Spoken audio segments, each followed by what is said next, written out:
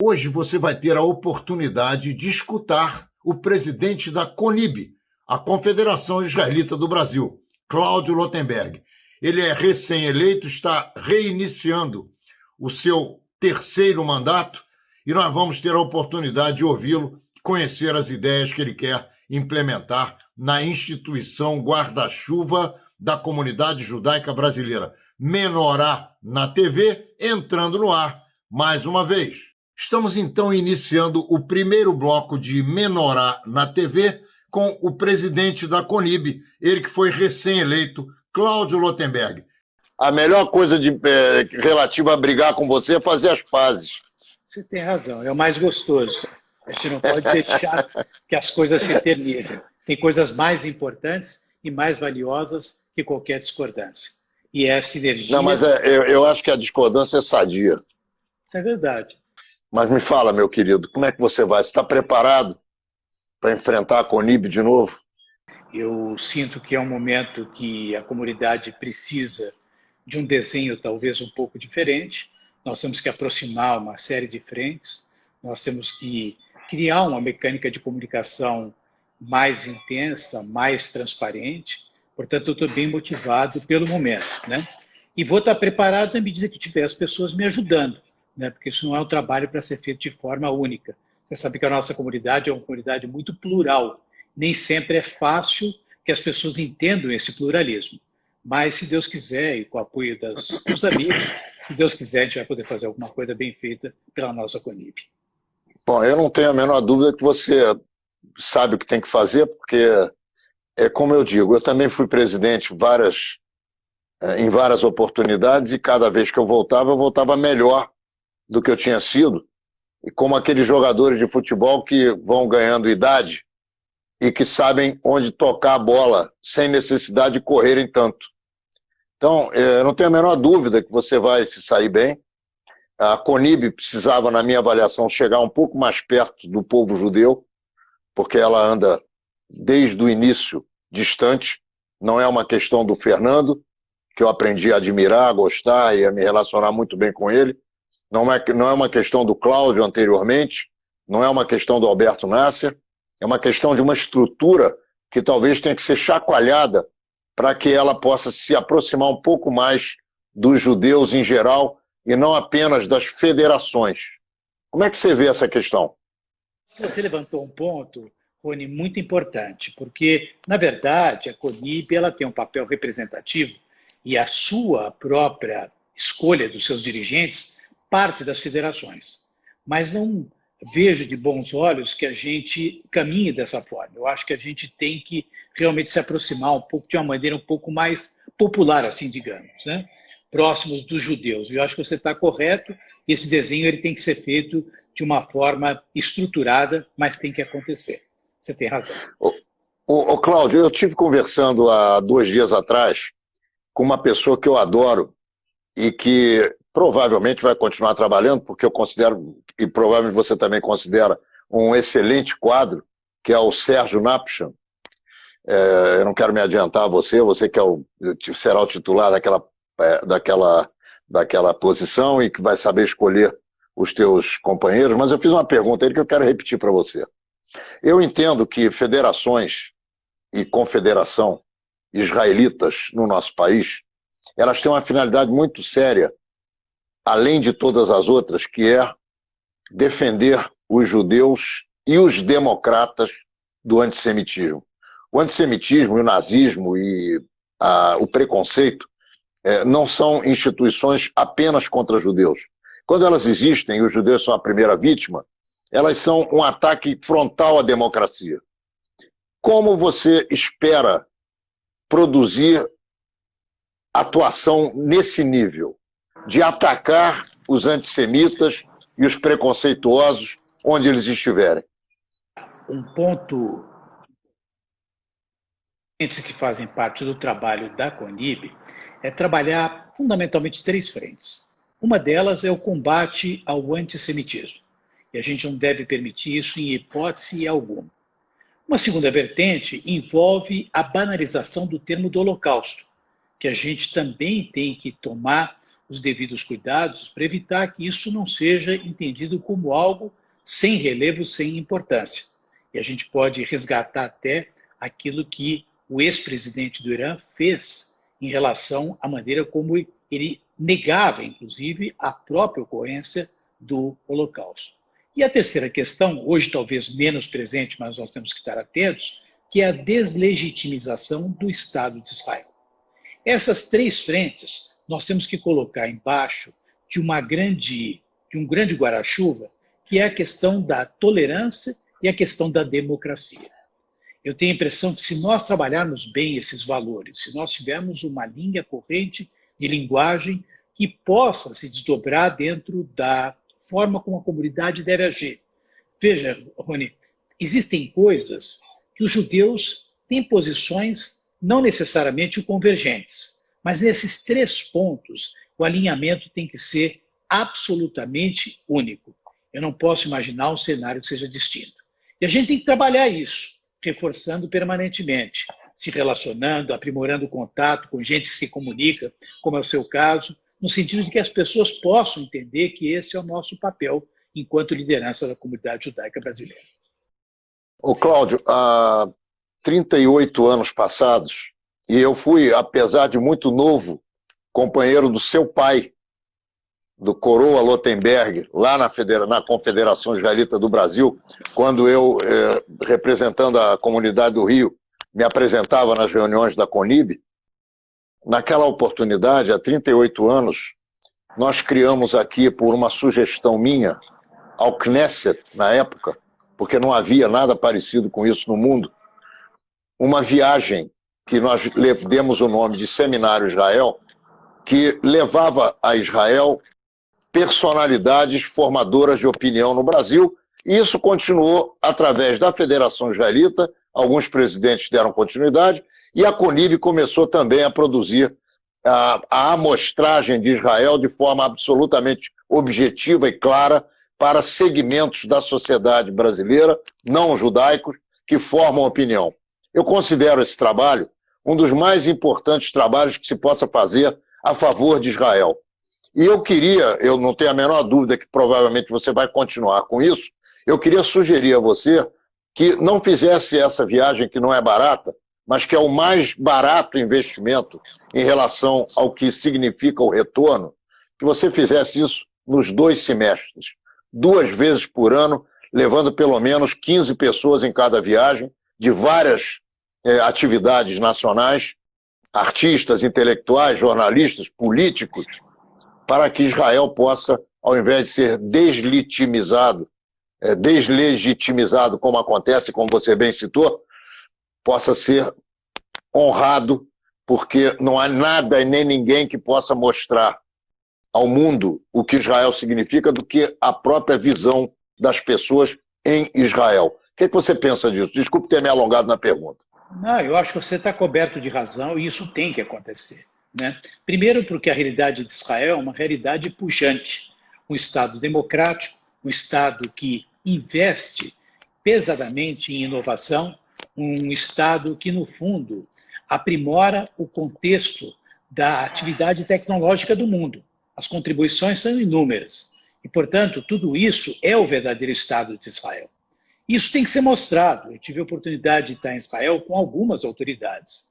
Na gestão, que por hora se encerra da CONIB, acompanhei membros do Supremo Tribunal Federal, inclusive o presidente do Supremo Tribunal Federal. No passado, tive a oportunidade de estar em Israel com o presidente Shimon Peres, nos 90 anos de aniversário de Shimon Peres, o Michel Temer, aliás. Tive a oportunidade de visitar Israel com o presidente Luiz Inácio Lula da Silva. E ele lá, estive junto com o Jacques Terpes, nós pudemos, inclusive, acompanhá-lo em outros elementos da agenda dele, em assuntos da própria agenda do próprio governo do Brasil. E a gente vai fazer isso e vai seguir. Por quê? Porque esses formadores de opinião, são pessoas que precisam colher, de fato, aquilo que existe no Estado judeu. Você tem o Instituto Weizmann, você tem o Hospital Hadassah, você tem o Haim Shiba Medical Center, você tem lá um parque de pesquisa que, no fundo, demonstra como o Estado judeu trabalha. além da própria representatividade árabe no Knesset, quer dizer, uma visão equivocada de que isso não existe. Então, nós vamos trabalhar muito forte para isso. Não sei se vão ser 2 vezes por ano, pode ser que até que sejam 3. Queremos trabalhar em conjunto com a Câmara de Comércio Brasil-Israel, missão com empresários. Nós já conversamos, inclusive, com alguns governadores que nós gostaríamos que acompanhássemos. Nós vamos levar secretários de Estado, deputados, vamos custear e levantar fundos para isso, Rony. Isso é um investimento, isso não é um gasto. Eu tenho certeza absoluta que se nós tivermos esse projeto bem montado e ordenado, não vai faltar fundos para que a gente possa fazer isso que você, como bem lembrou, iniciou há 35 anos atrás e que eu acho que, de certa forma, continua, mas talvez não na sistemática que deveria acontecer. Nós não podemos conversar com você sem nos lembrar do que você produziu no mais importante hospital brasileiro hoje, que é um hospital judaico, chamado Albert Einstein, que você presidiu em diversas oportunidades e por muitos anos. Como você pegou o Einstein e o que aconteceu nas suas gestões e como ele está hoje? De ainda ser o presidente do Conselho do Einstein. Sim. O Hospital Israelita Albert Einstein ele é um orgulho para a comunidade judaica. Ele foi fundado, no fundo, como uma forma de externar a nossa gratidão ao povo brasileiro que nos recebeu. Nós, judeus, viemos para esse país, na verdade, desde a descoberta. Mas há um momento, principalmente no período pós-guerra, em que nós reconstruímos as nossas vidas. Ao invés de fazer um monumento, fizemos um hospital. E um hospital que sempre teve uma verdadeira obsessão pela excelência. E é um hospital que é um monumento. É um monumento à vida, né? E era um hospital que, na verdade, atendia de maneira diferenciada, qualificada, né? E o que eu pude fazer, primeiro, eu herdei uma organização muito bem estruturada. Mas eu pude ampliar. O Einstein, que eu assumi, era um hospital de 300 leitos, hoje o hospital tem mais de 650 leitos. Nós temos 2 hospitais públicos, Rony. 2 hospitais onde nós atendemos pacientes do Sistema Único de Saúde. Eu trouxe para o hospital a plataforma SUS. O projeto de transplante hepático foi a porta de entrada e após isso nós expandimos. A base de ensino, que nós tínhamos na verdade um programa de educação médica continuada, hoje contempla quase 40 mil alunos, inclusive com os cursos de educação à distância. E com a faculdade de medicina, que modéstia à parte, para mim, a melhor faculdade de medicina que nós temos no Brasil, porque não forma médicos técnicos, forma médicos líderes. O Einstein vem crescendo. O seu atual presidente, Sidney Kleiner, é um médico muito competente, uma pessoa com excelentes valores, um ótimo judeu e, acima de tudo, um homem leal. Leal aos seus amigos, leal aos seus companheiros e, sobretudo, leal à comunidade que ele se propõe a servir. Durante esse período da pandemia, o Einstein deu um show. É verdade, num tema delicado, triste, mas teve o maior hospital de covidário de toda a América Latina. E esse tipo de exemplo, num valor tão grande que é a saúde, para o judaísmo, o maior valor que nós temos é a vida, e saúde é o seu grande vetor. Então, uma contribuição numa área da saúde que significa um mínimo social, tem um papel absolutamente monumental. Você deve lembrar, no Rio de Janeiro, muitos anos atrás, durante o episódio da dengue, nós tivemos a oportunidade de colocar o Einstein aí também. No episódio do Haiti, eu era presidente. Antes mesmo que a FAB chegasse no Haiti, o Einstein já estava lá, apoiando as pessoas que sofriam de um terremoto. No episódio do incêndio de Santa Maria, o Einstein estava lá. E quando eu falo Einstein, Rony, não é o Einstein, somos nós judeus. É uma comunidade que trabalha, é uma comunidade dedicada, uma comunidade que vê no Brasil realmente um país onde nós temos aqui um espaço para nos desenvolver. Um país onde existe democracia e, sobretudo, um país que, aliás, hoje, mais do que nunca, é talvez um grande aliado do Estado de Israel. Meu querido Cláudio Lotenberg, existe um tema na América Latina muito sensível hoje, que é o tema dos filhos dos forçados, os Bnei Anusim, aqueles que são originários de famílias que foram obrigadas a se converter em Portugal há 500 anos atrás, que foram expulsas da Espanha e que acabaram chegando ao Brasil. E há quem diga que hoje existem 40 milhões de brasileiros com sangue judeu, oriundos dessas famílias convertidas à força pela Igreja Católica, pela Inquisição, perseguidas pela Inquisição, sendo que muitos dos seus membros foram assassinados, queimados e roubados. Qual é o olhar da CONIB para essa questão, que é uma questão muito complicada e que depende da compreensão da Rabanut, que é a Central Rabínica Israelense, para a possibilidade de volta e de conversões dessa gente? Diz é um tema sensível. E por quê? Porque a Anita Novinsky teve a oportunidade de estudar detalhadamente isso. E como você bem falou, ela diz que 1/3 do sangue nordestino é judaico na sua origem.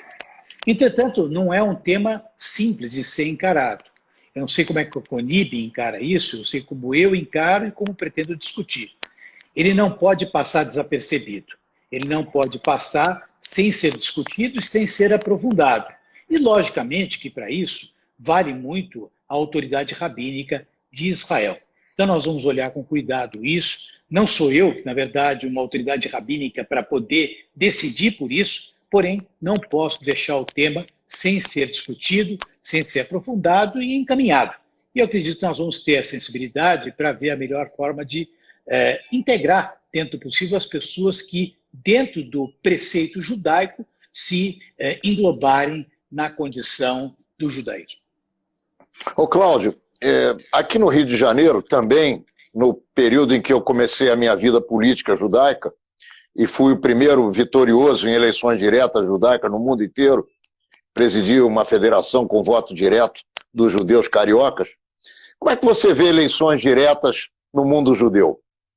Eu acho que as eleições, elas têm seus colégios eleitorais de forma diversa. Então, existem eleições diretas e eleições indiretas, né? Em São Paulo, nós, dentro de uma perspectiva de governança, nós restringimos a mecânica da eleição do atual conselho da nossa federação, que ele é composto, na verdade, por representantes das entidades que têm um papel mais representativo.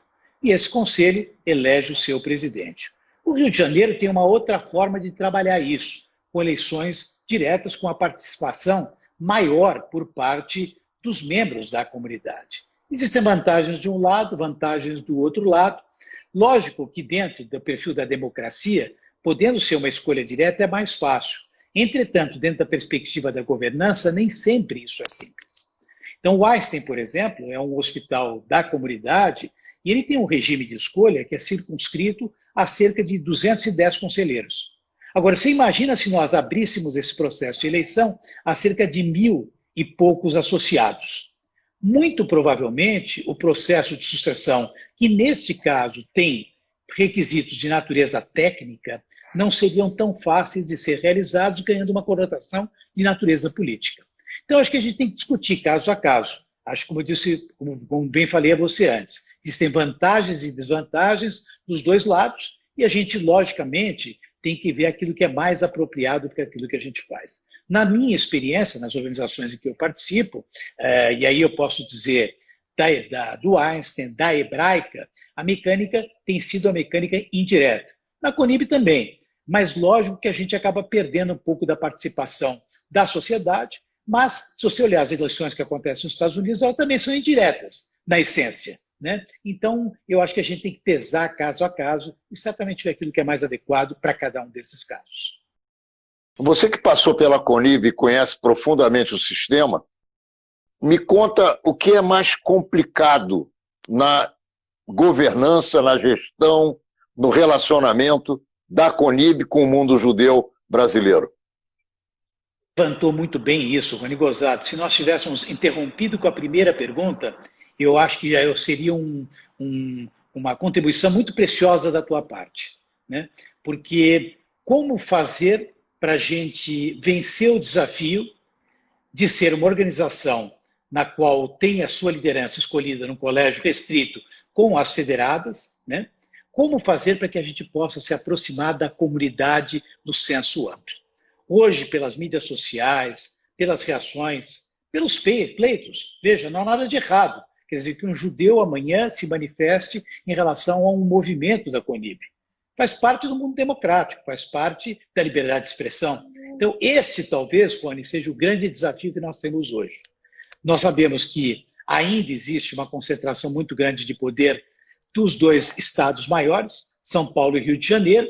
E, portanto, essa representatividade, eu acho que ela precisa ser melhor estudada para que nós possamos, de fato, engajar a comunidade no sentido mais amplo.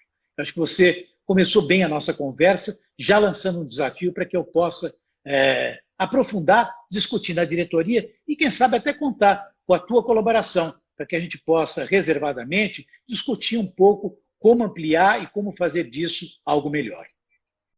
Se você precisar de mim, você sabe que você tem 100% da minha atenção e da minha modesta capacidade para somar com os meus irmãos judeus e os meus irmãos judeus brasileiros aqui no nosso país. Ô Cláudio, eu não sei se essa pergunta você vai responder, eu acho que sim, mas eu vou fazer a pergunta. Perguntar não ofende. Muitas vezes, representantes do Estado de Israel criam problemas para a governança da comunidade judaica brasileira. Você concorda com essa afirmação? Você discorda dela? E se ela é verdadeira, como encontrar solução para interferências desnecessárias e às vezes até predatórias na nossa comunidade brasileira judaica? Comunidade que, aliás, faz parte da nossa cultura, né? A diversidade, o pluralismo, muitas vezes até uma beligerância, no limite, que não é bom, né? Então, não são poucas as vezes em que existe uma necessidade de alinhamento de discurso, porque são expectativas, muitas vezes, que nem sempre se conciliam. Nós vivemos um momento presente que é um momento muito especial nas relações entre Brasil e Israel. Nunca tivemos, como falei a você agora há pouco. É verdade, Oswaldo Aranha teve um papel de protagonismo importante, mas nós sabemos muito bem as condições com as quais esse apoio aconteceu lá na ONU, né? Não era um cenário tão amistoso em relação ao Estado de Israel. Se nós voltarmos a 7, 8 anos atrás, 9 anos atrás, um pouco mais, quando eu fui presidente da comunidade, os votos de condenação em relação ao Estado judeu faziam parte de um automaticismo da política externa brasileira. E nós podemos voltar até mais para trás, falarmos de pessoas que são caras a todos nós, aliás, todo presidente do Brasil é caro para nós, né? Mas também no governo Fernando Henrique Cardoso, nós também não tivemos um apoio sistemático em relação ao Estado judeu. No presente momento, nós temos. Agora, como é que a gente acerta desentendimentos, Ronaldo? Um diálogo, né? Como é que a gente constrói sinergia? Conversando. É verdade que em alguns momentos vamos ter atritos, é verdade que às vezes podemos não concordar com a atitude de um diplomata, mas também ele pode não estar concordando com aquilo que nós fazemos. O que não pode acontecer é o distanciamento. O distanciamento é o pior dos mundos para quem quer fazer política. Política se faz com aproximação. E os diferentes têm que conversar. E eu estou absolutamente convencido que a gente vai trabalhar bem com o diplomata que tiver aqui no Brasil. Já tive experiência com vários cônsules, já tive experiência com vários embaixadores. O atual embaixador é uma pessoa com quem eu mantenho um ótimo relacionamento. O cônsul de São Paulo, que serve ao Rio de Janeiro, Alon Lavi, também é uma pessoa com quem tenho um bom relacionamento. Então, veja, vai haver divergência? Vai haver divergência. A expectativa pode ser um pouco diferente, mas nada que o diálogo não possa aproximar. Somos todos judeus, e se a gente partir daqueles 3 pontos, a deslegitimização do Estado de Israel, o Holocausto e a questão do antissemitismo, nós estamos absolutamente em casa, tenho certeza. Ô Cláudio, como é que você enxerga a questão da judicialização dos casos de antissemitismo? Eu fui precursor também desse tipo de atividade aqui no Rio de Janeiro, há tempos atrás, há décadas, e considero que essa é uma arma e uma ferramenta espetacular para se usar contra nazistas e antissemitas. Como é que você enxerga isso? Legítimo e deve ser usado. Deve ser usado a ponto de virar uma rotina para que as pessoas percebam que se falar qualquer coisa em relação que possa envolver antissemitismo, nós não vamos perdoar em absoluto, de forma alguma. Eu tive agora há pouco, nos Estados Unidos, no começo do ano, porque com a pandemia, tudo virou agora há pouco, né? Com um advogado, que foi advogado do O.J. Simpson, que na realidade é um advogado Foi judeu. acusado de ter assassinado a esposa, um dos maiores jogadores de futebol americano que o mundo já produziu. Lá ele falou, olha, Cláudio, ele bateu forte, inclusive do candidato democrata, Sanders, dizendo que ele não admitia um judeu falando mal de Israel. Então, veja bem, comigo a judicialização é um instrumento legítimo da sociedade, deve ser utilizado quando nós nos sentimos agredidos e sem qualquer tipo de reação. É claro que a gente pode dar até um espaço para alguém poder voltar atrás, se recompor, mas eu sou absolutamente favorável a isso e não vou perdoar quem fizer isso. A judicialização vai deixar de ser importante o dia que alguém aprender de uma vez por todas, ou a sociedade absorver de uma vez por todas, que nós não admitimos antissemitismo. Ô Cláudio, eu fui um dos primeiros a apoiar a tua primeira candidatura, eu saindo do escritório do Jacques Termes, que é meu amigo, ainda que ele tenha um defeito de fabricação, ele é corintiano, você diz que ele é São Paulino, eu já não sei mais, ou ele seja São Paulino corintiano, enfim, isso é um defeito de fabricação para mim. Ele me mostrou quem você era e eu saí dali convencido de que você seria um ótimo presidente da CONIB e coloquei a tua fotografia na capa da Menorá e foi naquele momento que nós lançamos a tua candidatura, a tua primeira candidatura à CONIB. E existe uma pergunta que eu gosto que me façam e eu também gosto de fazer às pessoas, que é uma pergunta muito pessoal. A resposta é pessoal, a pergunta é pessoal direta e a resposta só pode ser pessoal também. Eu gostaria de saber como é que se desenvolveu o teu sentimento a respeito de presidir a CONIB. Como é que você chegou na presidência da CONIB, como você passou o teu tempo e como é que você saiu de lá?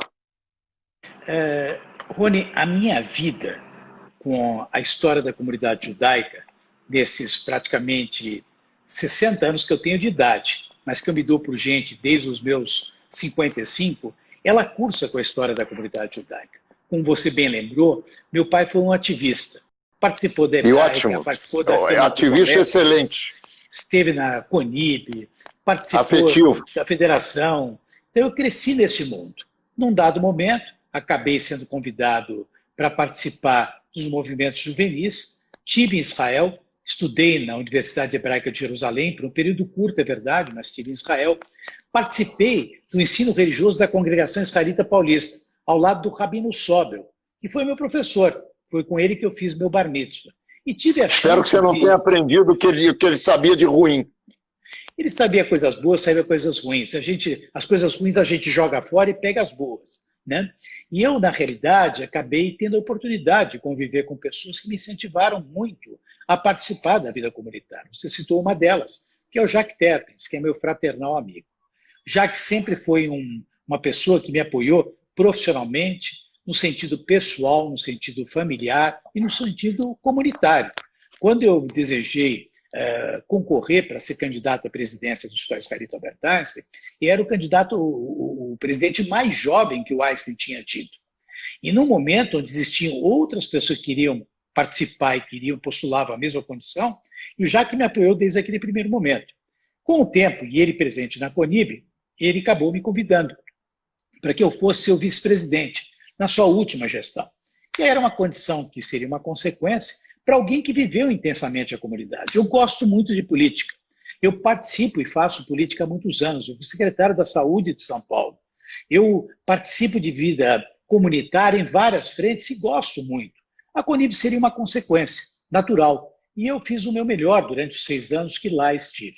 Participei, trouxe jovens, renovei, profissionalizei a CONIB, criei um orçamento, abri espaços para que a gente tivesse uma estrutura de governança mais madura, que não era nem melhor e nem pior que a anterior, era um processo de amadurecimento. A gente não destrói aquilo que a gente herda, a gente melhora e aprimora. Passei a minha gestão para um outro grupo, esse grupo, entendo eu, fez o seu melhor durante o período em que lá esteve, mas nesse momento eu senti também, por uma sensibilização por algumas pessoas da comunidade, de São Paulo e até mesmo do Rio de Janeiro, que talvez fosse o momento para eu poder voltar. No sentido de reconstruir determinadas pontes, no sentido de criar um ambiente amistoso em outras frentes da comunidade, e aqui eu estou. Então, eu estou muito, como te falei, empolgado com esse momento, quero trazer as pessoas para perto, você já me deu uma sugestão agora de algo que é muito importante, que, aliás, tem sido debate que a gente teve, inclusive, essa semana, a respeito das mecânicas de comunicação.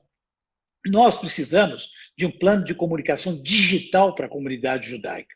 Por quê? Porque é esse plano de comunicação digital que vai levar esse debate para uma população mais ampla e, de repente, integrar as pessoas. Mesmo que a mecânica de eleição e de escolha seja algo mais restrito a um colégio menor, a participação dessas pessoas tem que ser aproveitada. E nós temos que construir, pelo menos nas linhas mestras, uma certa uniformidade de discurso. Agora, se amanhã alguém gosta daquele partido político brasileiro, se alguém quer discordar do presidente, isso pode fazer como judeu. Nós, como comunidade, temos que estar unidos. E eu pretendo trabalhar isso. E estou envolvido justamente por conta dessa construção, que para mim é o mais desafiante na futura gestão que devo assumir no dia 20 de novembro do mês, ou seja, daqui a um mês. A CONIB, ela, na minha avaliação, como todas as federações, ao contrário de podar, eu não digo que faça isso, mas ao contrário do que muitos pensam, que ela deve podar a participação política, ela deve incentivar. A CONIB e as federações devem incentivar judeus de todas as matizes ideológicas a participarem de política dentro dos seus ambientes políticos. O camarada de esquerda, ele vai para o PT, vai para o PSOL, ele é judeu, que ele tem o apoio da CONIB na área em que ele atua. O outro que é de direita, ele vai ter o apoio da CONIB, vai ter o apoio das federações, é assim que eu vejo. Eu queria saber a tua opinião. Vamos estimular, você tem razão, a atividade política. O que nós não devemos fazer em nome da comunidade é partidarizar. Agora, a atividade política é muito importante e eu vou ficar muito feliz, sabe, se vários judeus amanhã pleitearem, ocuparem posições em câmaras de vereadores, em Câmara de Deputados, no Senado, quer dizer, eu acho que seria ótimo que isso acontecesse. Agora, o que nós não devemos fazer é apoiar um partido A ou um partido B, porque, logicamente, a comunidade é plural e a gente deve respeitar isso. Na verdade, você falou o que eu penso. Nunca apoiar um partido, mas apoiar pessoas da comunidade que estão em cada partido desses, para que elas possam desenvolver o seu trabalho, a sua ideologia, as suas relações, as pontes que a CONIB precisa, que as federações precisam, com todos os partidos políticos, com parlamentares, com governadores, com prefeitos, com presidente da República, com ministros. É assim que a gente faz política. Você colocou muito bem numa das respostas a uma pergunta minha, que política se faz com diálogo, política se faz com pontes, política se faz com relacionamento. Se a gente não tem relacionamento, a gente fica atado, a gente não consegue conversar muito, a gente não tem com quem falar e acabamos falando sozinhos. O que, para o presidente da CONIB, e você mostra que não é isso exatamente, é exatamente o contrário, você está preparado para poder dialogar, para poder conversar, para poder estimular a política em todos os aspectos dela. Eu quero fazer uma pergunta a você, que me remonta à Segunda Guerra Mundial, a participação nazista contra os judeus e a colocação dos presidentes das chamadas federações, que seriam os Judenrat, teria esse nome em alemão, ou os judeus chamavam assim, os nazistas também. Muitos presidentes de federações, eu vou chamar de federações, para identificar o ente governamental judaico daquela época. Não sabiam lidar com os nazistas, ainda que muitos outros soubessem, e ainda que alguns até tivessem se suicidado. Eu fiz uma pergunta há alguns dias atrás ao Sérgio Napchan, e eu faço essa mesma pergunta a você. Será que nós estamos preparados para um conflito de rua entre antissemitas e judeus? Nós estamos preparados para enfrentar o que acontece, por exemplo, na França, em que os judeus apanham na rua e não têm como se defender? Será que nós estamos ensinando os nossos judeus a reagirem? E eu vou tomar vamos dizer assim, tomar a liberdade de dizer, reagir da maneira como eu sei reagir, com o braço, se precisar usar outros tipos de atividade também conheço. Será que nós vamos conseguir enfrentar problemas dessa natureza se em algum momento isso acontecer por aqui? Espero que isso não aconteça, né? E se a gente comparar isso com décadas passadas, quase mais que meio século, né? Evidentemente que era uma situação de temor completo, né? Eu acho que nós estamos preparados, sim, para enfrentar qualquer tipo de agressão que possa acontecer. E aí eu acho que vale o registro para o presidente da República, Jair Bolsonaro.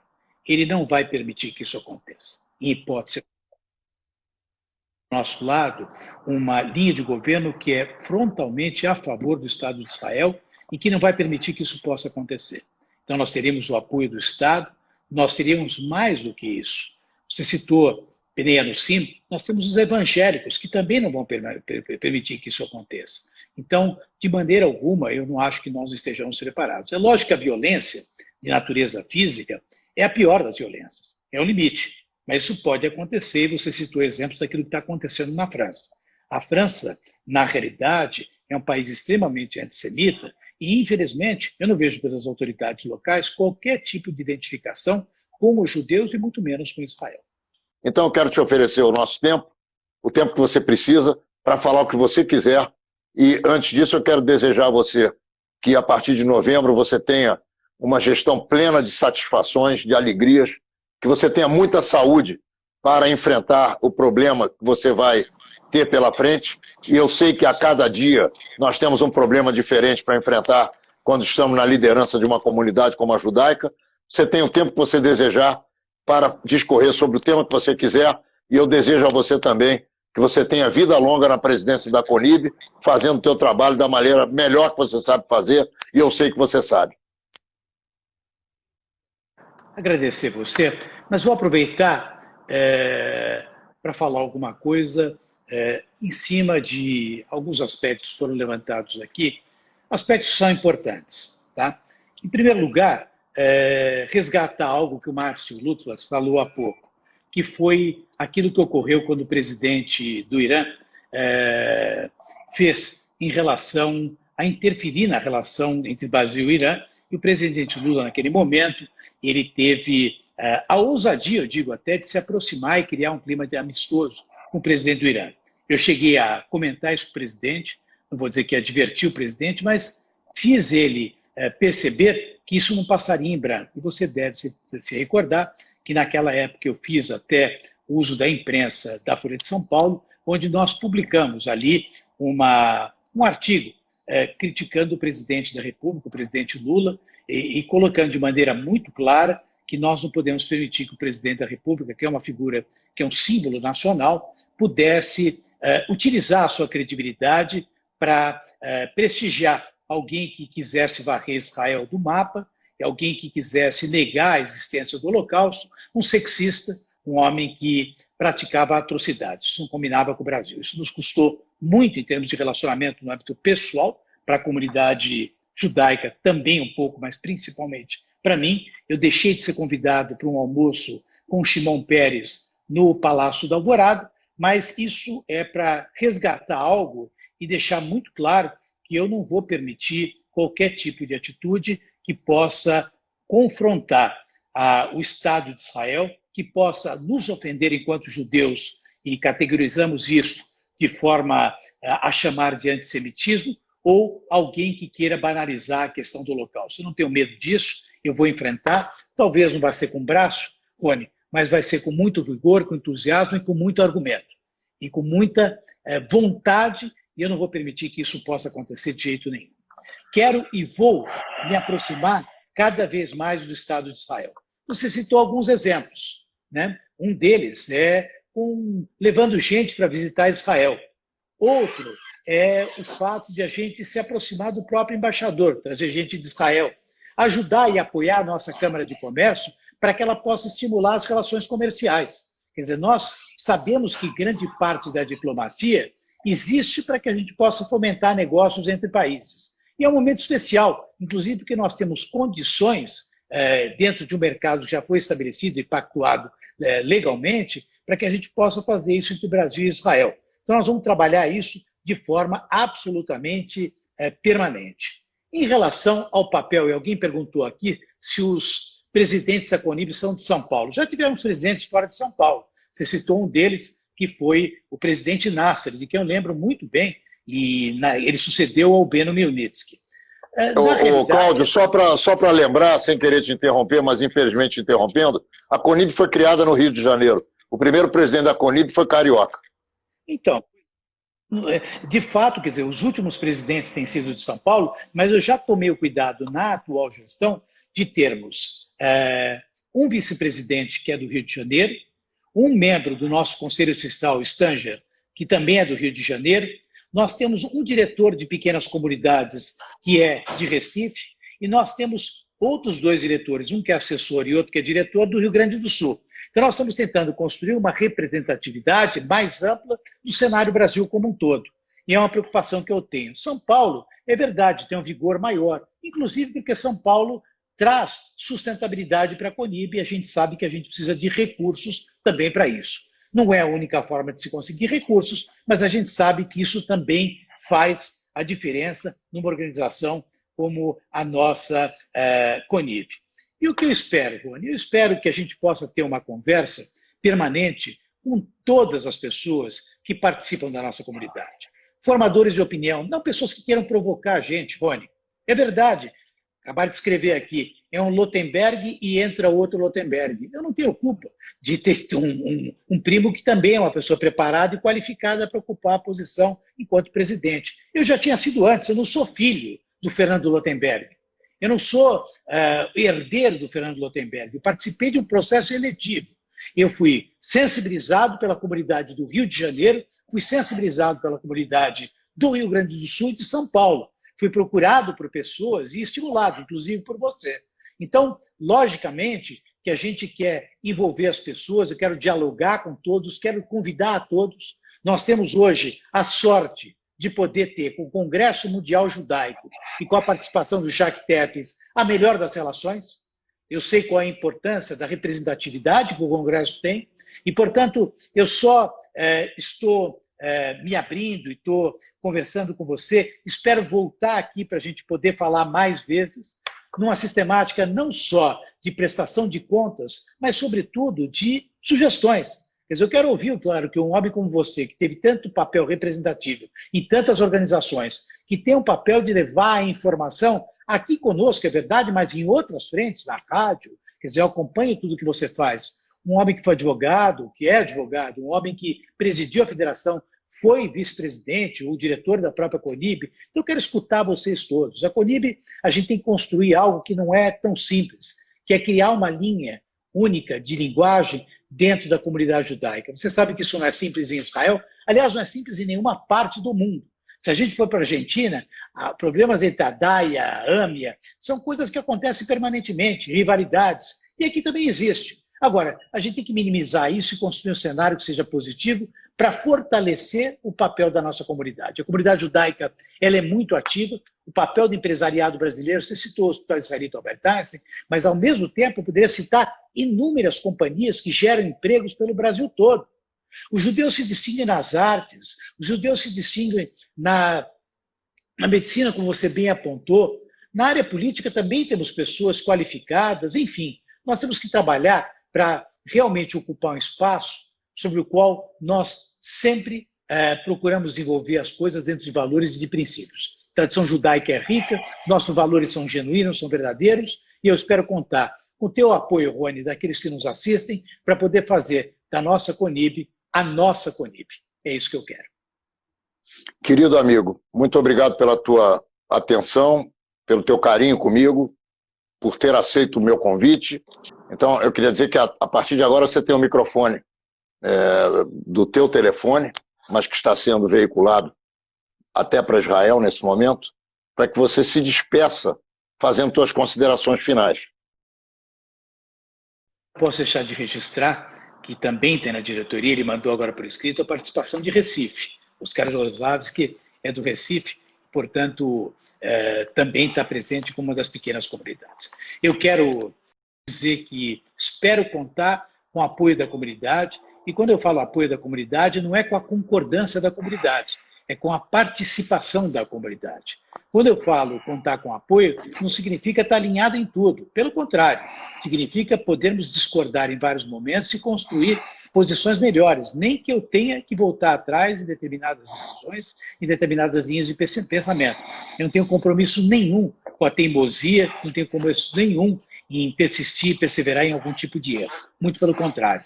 E quero realmente me despedir, agradecendo pelo teu gentil convite e dizer que foi a primeira de várias que a gente vai fazer e, se Deus quiser, dando sequência a algo que sempre me foi muito caro, que era a relação que meu pai já mantinha com você.